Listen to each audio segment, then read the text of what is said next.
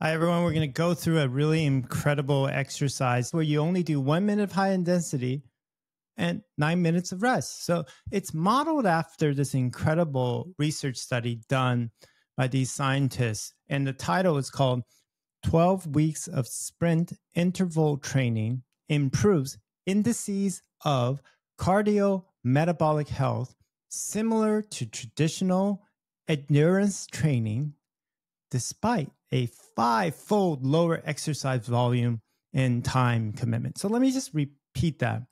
Despite a 5 times lower exercise volume and time commitment. And I know this is like music to a lot of people's ears, like, oh my goodness, I can do less and get just as much as someone who's doing 5 times more.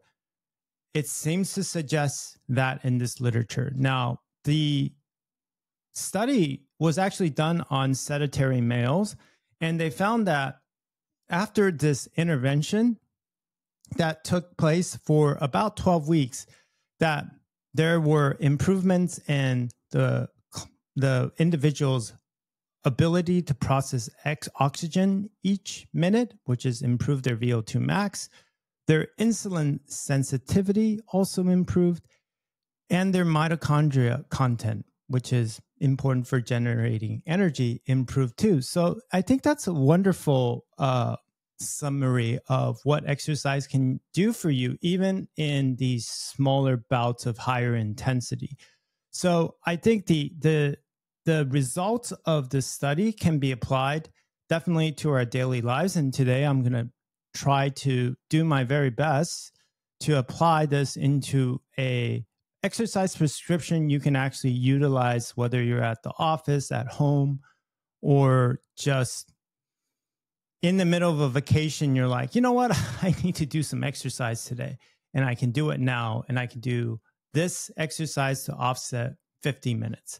All right. But before we go further, I'd like to pay homage to the researchers, Jenna Gillen, Brian Martin McIlnis, MAACLNNIS, Lauren E. Skelly, Mark Tarnopolsky, and Markin Jabala. So the exercise intervention I'm prescribing for all of you is the following.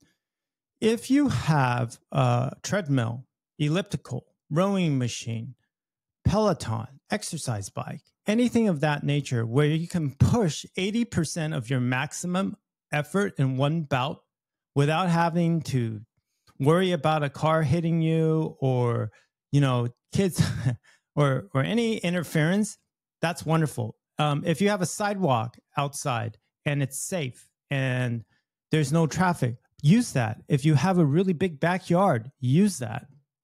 And I wanted to be level. And so this is where you can get a little bit creative, and I'll teach you guys how. Okay, if you're on a treadmill and you're like, how do I get to 80% of my maximum? So 80% of your maximum would be like 100% of your maximum is you can't even breathe, right? And you don't want to be there. We want you to be at 80%. And it's similar to when we were a kid running on the track for, that 100 meters. But before you engage in any of this activity, make sure you get doctor's clearance. If you've had cardiovascular issues in the past, surgery, renal disease, all of those markers that may prevent you from exercising in a manner at moderate, high, or vigorous intensity. So please do that. That's really important. If you've been exercising already and you've got doctor's clearance, have at it. This is going to be fun. Okay, so how do we get to 80% of our maximum? On a treadmill, you can increase the grade. So right before you're about to hit 20 seconds of high intensity, you can increase the grade and do climbing and start climbing on the treadmill for 20 seconds.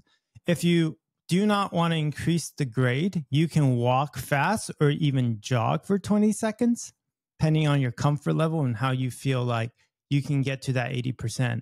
At 80%, you're really not holding a conversation. Let me just put it this way. But you're also not, it's not like you feel like you're going to you don't want to feel really bad. You don't need to feel really bad. On the Peloton, on an exercise bike, you can obviously adjust the resistance, and that resistance will automatically get your heart rate to go up. Then your heart rate going up will reflect that effort of 80% of max. So those are a few different ways to get to that effort without necessarily changing locations or applying some methodology that doesn't necessarily make sense. So once you've figured out how you can get to 80%, then I want you to do the following. So let's start from 0. We decide we want to do this exercise. All right. I want you to warm up for 2 minutes at 20% of your maximum. So basically, it's just normal activity, like you're walking around the supermarket, or you're just getting on the bike and you're just pedaling, but you're not really using much effort for 2 minutes. At the end of 2 minutes, then I want you to go hard for 20 seconds. Really hard, right? 80% of your maximum. You're feeling like you can't hold a conversation. You're not killing yourself, but you're slightly uncomfortable and your heart rate's going up to that 75, 80%. You have a clock, you see 20 seconds, you stop. And then instead of stopping all at once, I want you to do active recovery. So stop and then continue to walk really slowly, or pedal really slowly, or roll really slowly. I don't want you to come to a complete halt. The heart does not like that. And then rest for 2 minutes. Active recovery. After 2 minutes, I want you to hit that 20 seconds again. So you're on your second set. Do 20 seconds, stop. And then I want you to go into active recovery again for 2 minutes. Pedal really soft, really slow, walk really slow for 2 minutes. And then I want you to hit that 20 seconds of sprint effort again. Following 20 seconds, I want you to recover, active recovery for 2 minutes, and then take the last minute as a warm down.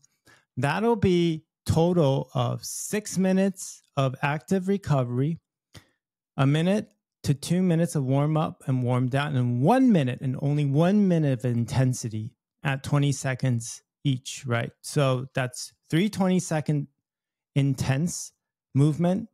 You add that together, that's a minute. That's a 10-minute workout. According to the literature here, that will provide you the stimulus to offset about 50 minutes of what they call traditional endurance training. And I know why they created the study, or they designed the study this way, because CDC recommends we do 150 minutes of exercise a week. By doing this, you're doing 30 minutes a week, but creating the result that you're probably receiving the benefits of exercise equivalent to 150 minutes. I'm going to caveat that statement with, the more exercise you can do, the better it is for your body. Use this as a supplement to exercise protocols that you're already doing. More is better in most cases. I mean, within a limit. So if you're not doing any exercise right now, this might be a great starter kit for you, pending that you have doctor's clearance to exercise. But if you're already exercising, and sometimes you're just pressed for time and you don't have the time, it's a long day, you get home, you're like, I didn't even have, there's no way I'm going to the gym, no way I'm going to do certain things tonight, I'm tired. Perhaps this is something you can do for 10 minutes. And the best part is, you're only doing 1 minute of intensity. 1 minute. That's nothing, right? That's really easy. And you're not even doing it in 1 minute at the same time. You're doing like 20 seconds split into 3 different bouts. So I think this is something many of us can do. I hope you can adopt this into your daily life 3 times a week. I will put the protocol in the show notes so you can reference that. Maybe send it to a friend. It's really simple, 3 times a week, every week. And the scientists here already saw the benefits within, I think it was 4 weeks. That's pretty cool. So this is not something you do for 4 weeks and then stop. You can do this for the rest of your life. You know, don't let this hold you back that, oh, you can only do it for 4 weeks. No, the intervention itself is good for a lifetime. And, you know, I don't know, I haven't been on a cruise for decades, but if you're on vacation, you're on a cruise, this might be a great exercise for you to do. I just have this romantic view of how a cruise could be perfect for this exercise. But anyways, have a great day, and I hope you enjoy this protocol. Thank you.